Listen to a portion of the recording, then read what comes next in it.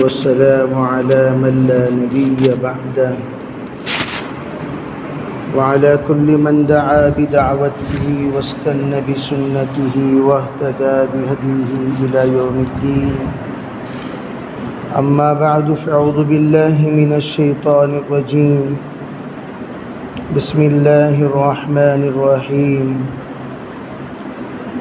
يا أيها الذين آمنوا استعينوا بالصبر والصلاة إن الله مع الصابرين ولا تقولوا لمن يقتل في سبيل الله أموات بل أحياء ولكن لا تشعرون.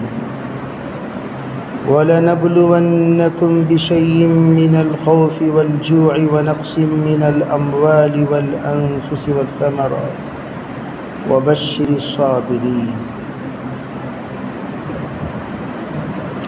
الَّذِينَ إِذَا أَصَابَتْهُم مُّصِيبَةٌ قَالُوا إِنَّا لِلَّهِ وَإِنَّا إِلَيْهِ رَاجِعُونَ.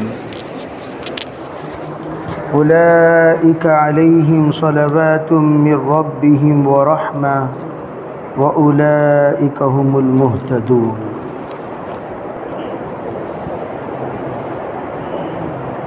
یہ 5 آیتیں جو آپ کے سامنے اس وقت تلاوت کی گئیں، یہ وہ مشہور آیات ہیں جن کو مختلف مواقع پر حضرات اکابر نصیحت حاصل کرنے کے لیے تلاوت کیا کرتے ہیں. ان 5 آیتوں میں اللہ تعالیٰ نے حالات کو مد نظر رکھ کر بہت سارے احکامات اپنے بندوں کو دیے ہیں. یہ وہ احکامات ہیں جو انسان اپنی زندگی میں جب تک وہ اللہ پر یقین کرتے ہوئے زندگی گزارتا ہے، ان تمام آیات کو مد نظر رکھتے ہوئے زندگی گزارتا ہے، تو وہ کبھی پریشان کسی بھی موقع پر نہیں ہوگا. چنانچہ یہاں بندوں کا ضعف مد نظر رکھتے ہوئے اللہ نے 4 طرح کے احکام بندوں کو دیے ہیں. سب سے پہلے تو یوں فرمایا، اے ایمان والو تم مدد حاصل کرو. جس وقت ہم سورہ فاتحہ پڑھتے ہیں اس وقت یہ ایک لفظ ہمارے سامنے بار بار آتا ہے، ایاک نعبد و ایاک نستعین. یا اللہ ہم آپ کی عبادت کرتے ہیں اور آپ ہی سے ہم مدد طلب کرتے ہیں. اور مدد طلب کیسے کریں؟ اس لیے کہ بندہ تو بندہ ہے، کمزور ہے، اور جو بھی کمزور ہے وہ اپنی کمزوری کو دور کرنے کے لیے کسی قوی کا سہارا لینا چاہیے. اور دنیا میں کوئی قوی نہیں ہے سوائے اللہ کے، کوئی امیر نہیں ہے سوائے اللہ کے، کوئی معین نہیں ہے سوائے اللہ کے، کوئی ناصر اور مددگار نہیں ہے سوائے اللہ کے. اللہ نے ایک چھوٹی سی جماعت اپنے معاونین کی بنائی ہے، لیکن وہ اللہ کے حکم کے تابع ہیں. اللہ تعالیٰ نے انصار بنائے لیکن انصار اللہ کے حکم کے تابع ہیں. تو اللہ تعالیٰ نے فرمایا تمہیں سب سے پہلی بات دنیا میں اگر اللہ سے مدد حاصل کرنی ہو تو پہلا ہتھیار جس کو آپ کو اپنانا ہے وہ صبر ہے. وَاسْتَعِينُوا بِالصَّبْرِ وَالصَّلَاةِ، جس کو یہاں کہا یا ایھا الذین آمنوا استعینوا بالصبر والصلاۃ، اے ایمان والو اللہ سے مدد حاصل کرو صبر کے ساتھ. اب صبر کے یہاں 3 معنی ہوتے ہیں. ایک تو یہ ہے جیسے عموماً ہم لوگ کہتے ہیں صبر کا معنی ہے برداشت کرنا، بے برداشت کرو. برداشت کرنے کی ایک حد ہوتی ہے، ایک حد. اگر برداشت کرنا ہی اگر دین ہوتا تو حضور صلی اللہ علیہ وسلم پوری زندگی برداشت ہی کرتے. نہ بدر کی ضرورت پڑتی، نہ احد کی ضرورت پڑتی، نہ تاریخ میں کوئی واقعہ ایسا پیش آتا جس میں آپ علیہ السلام میدان میں اترے ہوں، زندگی بھر برداشت کر لیتے، اور بلکہ ہجرت کا بھی حکم نہ ہوتا۔ بھئی مکے میں کیا تھا؟ برداشت ہی برداشت تھا، تو آپ برداشت ہی کرتے ہیں۔ تو پتہ چلا اس کا معنی برداشت نہیں ہے۔ اگر برداشت ہوتا تو پھر اس معنی میں اور اس آیت میں ٹکراؤ ہو جائے گا۔ پھر کیا معنی ہے؟ تو اس علماء فرماتے ہیں اس کا مطلب صبر سے مراد جمنا۔ یہاں صبر سے مراد وہ صبر نہیں ہے جس کو ہم برداشت کہتے ہیں، صبر سے مراد یہاں استقامت ہے، جمنا ہے۔ کس پر جمنا ہے؟ دو چیزوں پر جمنا ہے، ایک ہے اعمال پر جمنا، ایک ہے حالات پر جمنا۔ حالات میں اعمال کو چھوڑنا نہیں ہے، بلکہ حالات میں اعمال کو بڑھانا ہے۔ اعمال پر بھی جمو، حالات پر بھی جمو۔ حالات میں جب اعمال کو بندہ بڑھائے گا، اللہ تعالی حالات کے درست ہونے کا فیصلہ کرے گا۔ تو ہم الٹا کر دیتے ہیں، جب حالات آتے ہیں اعمال چھوڑ دیتے ہیں، حالانکہ وہ اعمال چھوڑنے کا نہیں بلکہ اعمال بڑھانے کا ہوتا ہے۔ اس کو یہاں کہا وَاسْتَعِينُوا بِالصَّبْرِ، تم جمو، کس پر جمو؟ اعمال پر جمو، احوال پر جمو۔ اب جناب عجیب بات، آیت میں واو یہاں استعمال ہوا ہے وَالصَّلَاةِ، وَالصَّلَاةِ۔ اب یہاں وَالصَّلَاةِ کا ترجمہ مفسرین نے یوں کہا صبر جمنا ہے عبادت کے ساتھ، جمنا ہے۔ جیسے کہ ریفیوجیز پہ لوگ جم جاتے ہیں، بے حالات آئے سب کے سب جم گئے، ہم نہیں جائیں گے یہاں سے۔ بہت اچھی بات ہے جناب، جم تو گئے، لیکن اللہ کی مدد صرف جمنے سے نہیں آتی، اللہ کی مدد اپنی اطاعت کے ساتھ آتی ہے۔ تو یہاں کیا کہا؟ وَاسْتَعِينُوا بِالصَّبْرِ وَالصَّلَاةِ، با کا لفظ یہاں استعمال ہوا، پتہ چلا با للالصاق ہے۔ با للالصاق کے معنی ہے جوڑنا، نماز کو، صبر کو نماز کے ساتھ جوڑ کر جمے رہو۔ صبر کرنا ہے، جمنا ہے، نماز کے ساتھ جوڑ کر جمنا ہے، نماز کو چھوڑ کر جمنا نہیں ہے۔ اس لیے یہاں صبر استقامت علی الاعمال، استقامت علی الاحوال، یہ دونوں یہاں مراد ہیں۔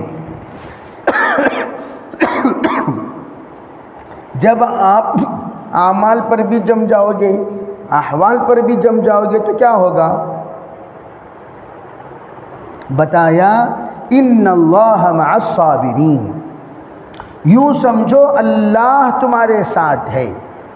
اللہ تمہارے ساتھ ہے کیا مطلب؟ اللہ کی رضامندی تمہارے ساتھ ہو گئی، اللہ کی نصرت تمہارے ساتھ ہوگی۔ دو چیزوں میں سے ایک چیز، اگر آپ جمو گے یا تو کامیاب ہوگے یا تو شہید ہوں گے، دو میں سے ایک۔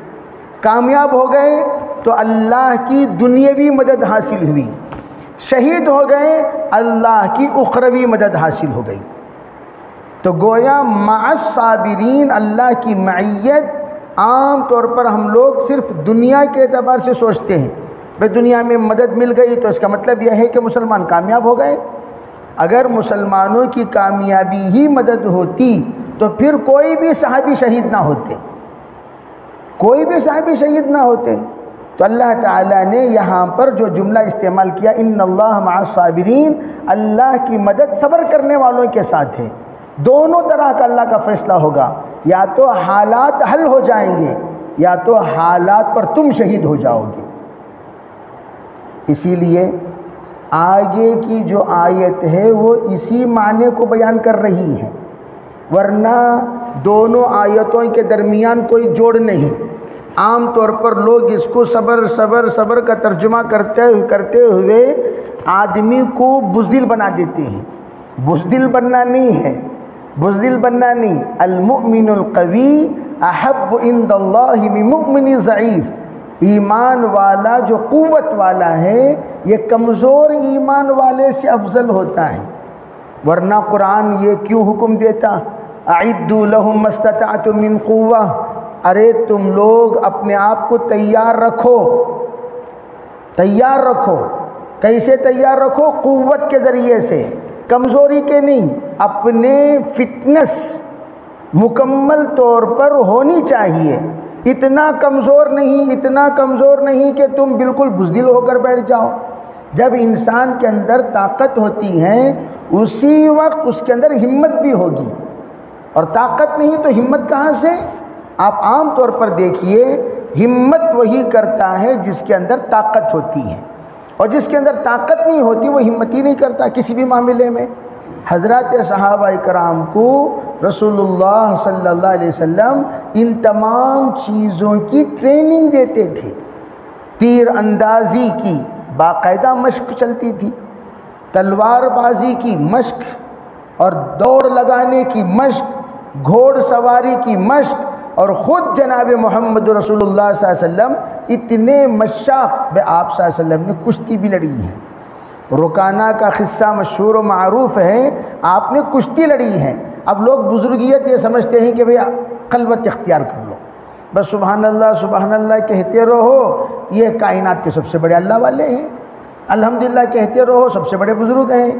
بھئی اٹھے بیٹھے 4 آدمیوں کا سہارا اگر کسی کو مل جائے سب سے بڑے اللہ والے ہیں۔ صحت مند لوگوں کو کوئی اللہ والا سمجھتا ہی نہیں، صحت مند لوگوں کو کوئی اللہ والا سمجھتا ہی نہیں۔ حضور اقدس صلی اللہ علیہ وسلم نے اپنی زندگی میں صرف آخری زمانے میں سہارا لیے ہیں، اس سے پہلے کبھی سہارا نہیں لیے کسی کا نہیں۔ تو یہ عرض کرنا چاہتا ہوں کہ ہم قوت دیکھیے، آپ اٹھا کر دیکھیے حاجی امداد اللہ صاحب مہاجر مکی رحمۃ اللہ علیہ اپنے مریدین کو کس طرح تیاری کیے، مجدد الف ثانی اپنے مریدین کو کس طرح تیار کیے۔ انگریزوں کے مقابلے میں سب سے پہلے کھڑے ہونے والے اسماعیل شہید رحمۃ اللہ علیہ، زامین شہید رحمۃ اللہ علیہ، ان کی فہرست اٹھا کر دیکھ لیجئے۔ وقت کے قطب تھے، ابدال تھے، اپنے پورے مریدین کو ایسی ٹریننگ دی تھی فوج کی کہ جس وقت آیا خانقاہ سے اتر گئے میدان جہاد میں، خانقاہ سے اتر گئے میدان جہاد میں، خانقاہ میں رہتے ہوئے انہوں نے ایسی تیاری کرائی اپنے مریدین کی کہ جس وقت انگریزوں کا مقابلے کا وقت آیا، سب سے پہلے اترنے والے زمانے کا سب سے بڑا شیخ، سب سے بڑا پیر و مرشد، جس کو 12 سلسلے سے خلافتوں کا ایک ذخیرہ حاصل تھا، ایک خلافت کیا 2 خلافت کیا، خلافتیں تو ان کے پاس ایک ڈھیر پڑی ہوئی تھی۔ اس زمانے میں انہوں نے اپنی تسبیح کو چھوڑ کر تلوار کو ہاتھ میں پکڑا، تو پتہ یہ چلا کہ ہمارا اسلام صرف ایک رخ کی دعوت نہیں دیتا، ہمارا اسلام ہر رخ کی دعوت دیتا ہے۔ جس وقت آپ کتاب پکڑنے کا نمبر آئے کتاب پکڑو، تسبیح پکڑنے کا نمبر آئے تسبیح پکڑو، تلوار کا نمبر آئے تلوار پکڑو، لاٹھی کا نمبر آئے لاٹھی پکڑو۔ گھر حضرت شیخ الہند رحمۃ اللہ علیہ آخری وقت میں جب آپ فریش ہو گئے تھے، کمر جھک گئی تھی، کمر ٹہرنے کو تیار نہیں، آپ نے اپنے رومال کس کر اپنے کمر باندھ کر تلوار لے کے کھڑے ہو گئے۔ حضرت نے پوچھا پورے اہل خانہ نے، آپ اب اس حال میں کہاں جا رہے ہیں؟ تو حضرت شیخ الہند کہنے لگے، مجھے شرم آتی ہے، میرا شاگرد مدنی تو میدان میں اترا ہوا ہے اور میں بزدل کی طرح بستر پر پڑا رہوں۔ یہ ہمارے صحابہ کی ایک بھی تاریخ میں آپ نہیں دیکھ سکتے کہ ہمارے صحابہ کرام میں کوئی بزدل رہا ہو۔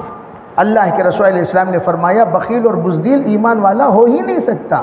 تو ہمارے اندر قوت کو بڑھانا چاہیے، ہمت کو بڑھانا چاہیے، طاقت کو بڑھانا چاہیے، یہی ہمارے اسلام کی۔ اس لیے میں عرض کرتا ہوں، ابھی آزادی کا موقع آ رہا ہے، تاریخ وغیرہ اس میں بیان کی جائے گی، تو آپ کو پتہ چلنا چاہیے اس وقت سب سے پہلے غلامی سے انکار کرتے ہوئے آزادی کا نعرہ اٹھانے والے صرف مسلمان ہیں۔ مسلمان 150 سال تک اکیلے انگریز سے لڑتے رہے، 1 سال نہیں 2 سال نہیں 150 سال۔ تمام غیروں کی تاریخ، ہم وطن لوگوں کی تاریخ، تمام ہندو بھائیوں کی تاریخ جو ملتی ہیں وہ 1840 پر 7 سے، اس سے زیادہ نہیں، 47 سے ان کی تاریخ ملتی ہے، بلکہ یوں سمجھو 57 سے 50% سے وہ لوگ جس وقت انگریز آزادی کی جنگ کی جو تاریخ لکھتے ہیں 1857 میں سب سے پہلے جنگ لڑی گئی بتاتے ہیں۔ ان سے پوچھئے ارے عقل کے دشمنوں، انگریز آیا 1601 میں اور تم جاگے ہو 1850 میں، کر کیا رہے تھے 250 سال؟ 250 سال کر کیا رہے تھے؟ 1600 کا زمانہ گزرا، 1700 کا زمانہ گزر گیا، 1800 کا آدھی صدی گزرنے کے 7 سال کے بعد تم لوگ جاگے ہو، کر کیا رہے تھے 250 سال تک؟ ان کے پاس کوئی تاریخ نہیں۔ سراج الدولہ کی تاریخ آپ اٹھا لیجئے، آپ کو سب سے پہلے فریڈم فائٹر میں ملیں گے ٹیپو سلطان رحمۃ اللہ علیہ کی تاریخ اٹھا لیجئے، 1799 میں تو وہ شہید ہی ہو گئے۔ تو آپ اگر تاریخ اٹھائیں گے تو اس وقت تو صرف مسلمان لڑ رہے تھے۔ تمہارے اندر احساس آزادی بیدار کرنے والے خود مسلمان ہیں۔ مسلمان کیوں؟ مسلمان اللہ کے علاوہ کسی کے سامنے جھکتا نہیں، اور تم جتنے کنکر اتنے شنکر ہو۔ تم تو جھکتے پھرتے رہے زندگی بھر۔ تمہارے اندر احساس جو بیدار کیا وہ مسلمانوں نے بیدار کیا۔ وہ کیوں؟ وہ یہی بات میں عرض کرنا چاہتا ہوں، مسلمانوں کی یہاں جامع شہادت ایک سعادت ہے، اور اس لیے جامع شہادت کو سعادت سمجھ کر پی لیا کرتے تھے۔ یہ بھی اسلام کا سب سے بڑا حصہ ہے۔ ہم یوں کہتے ہیں اگر مسلمان کمزور ہوتے میدان میں کیوں اکیلے اترتے بھائی؟ مسلمان کمزور نہیں تھے، مسلمان اپنے اعتبار سے بہت مضبوط تھے، ہیں اور رہیں گے۔ اب یہ الگ چیز ہے کہ بے شیر اپنا چال بھول کر گیدڑوں کے ساتھ بلی کے ساتھ رہ کر اپنے آپ کو بلی سمجھ گیا، اور اسے یاد دلانا پڑتا ہے جناب شاید کہ پلنگ خفت باشد۔ حضرت شیخ سعدی نے فرمایا کہ ہو سکتا ہے کہ کہیں پلنگ یعنی شیر سو رہا ہو، چیتا سو رہا ہو، آپ کہیں یوں نہ سمجھو کہ یہ سو رہا ہے، جاگ جائے گا تو فوراً اس کی جاگنے کی علامت تمہارے سامنے ظاہر ہو جائے گی۔ اس لیے میں یہاں یہ بتانا چاہتا ہوں وَلَا تَقُولُ، تو ہم بزدل قوم نہیں ہیں۔ قوم یہاں کیا بتانا چاہتے ہیں اللہ تعالیٰ کہ تم جو بھی اللہ کے راستے میں شہید ہوتے ہیں، قتل کیے جاتے ہیں، ان کو تم اموات مت کہو۔ ماشاءاللہ جتنے شہداء کی ہم لوگ سن رہے ہیں نیوز میں، اس پر ہم لوگ بھئی ہم دنیا سے اگر جا رہے ہیں جامع شہادت پی کر درجہ شہادت حاصل فرما کر جاتے ہیں۔ نبیوں کے بعد صدیقین کے بعد شہداء کا درجہ ہے۔ ارے وہ ہم میں سے کوئی خسارے میں نہیں رہا، وہ تو کامیاب ہو گیا، لیکن اس حالت کو دیکھ کر گھبرانا نہیں ہے، آگے کی تیاری کا۔ میں جس وقت گجرات میں حالات پیش آئے اسی وقت میں نے ساتھیوں سے کہا گجرات کا رخ جب لوگوں نے اس طرح کا بنایا تو پورے اسٹیٹ والوں کو ہوشیار ہو جانا چاہیے، ہوشیار ہو جانا چاہیے۔ الحمدللہ بنگلور میں وہ بیداری تھی ایک زمانے تک تھی، اور اب وہ بیداری بالکل بجھتی جا رہی ہے، اور پھر دوبارہ اس بیداری کو لانا ضروری ہے۔ انہی آیات کے ذریعے سے جو آیات ہمارا کابر پڑھا کرتے تھے، بل احیاء، اللہ کے لیے شہید ہونے والے ان کو میت مت کہو بلکہ وہ زندہ ہیں۔ بعض قرآن پاک کی اور ایک آیت میں عند ربہم یرزقون، اللہ کے طرف سے رزق دیے جاتے ہیں، بل احیاء ولکن لا تشعرون، بلکہ تم لوگوں کو اس کا احساس نہیں ہے۔ میں یوں کہتا ہوں بعض جیسے غیر مقلدین ہیں پاگل لوگ، وہ کہتے رہتے ہیں کہ نبی علیہ الصلاۃ والسلام میت ہو گئے، ان کی حیات کے منکر ہیں۔ ہم کہتے ہیں بھئی قرآن کی آیت شہید کو احیا کہہ رہی ہے، کیا نبی نعوذ باللہ مردہ ہو جائے گا؟ حیات النبی کے وہ منکر ہیں، وہ کو حیات النبی کے وہ منکر ہیں۔ جب شہید احیا ہے تو بدرجہ اولا نبی تو احیا ہے ہی، جب شہید کو قرآن کہتا ہے بل احیاء، یہ تو نص قطعی ہے نا بھائی، یہ تو روایت کو تم ضعیف نہیں کہتے۔ ارے یہ لوگ ضعیف کہہ کر اتنے عادی ہو چکے ہیں، جب ان کے سامنے قرآن پاک کی آیت پڑھی جاتی ہے تب بھی کہتے نہیں یہ آیت ضعیف ہے، تب بھی کیا کہہ دیتے ہیں یہ آیت ضعیف، ضعیف کہہ کر عادت پڑ گئی۔ بعض لوگوں کو غلیظ عادت پڑ جاتی ہے نا، تو وہ ضعیف کی غلیظ عادت پڑ گئی ہے کہ جب ان کے سامنے کوئی بات آتی ہے نہیں وہ آیت ضعیف ہے۔ تو یہاں پر یہ بات بتائی جا رہی ہے وہ زندہ ہیں لیکن تم لوگوں کو اس کا احساس نہیں ہے۔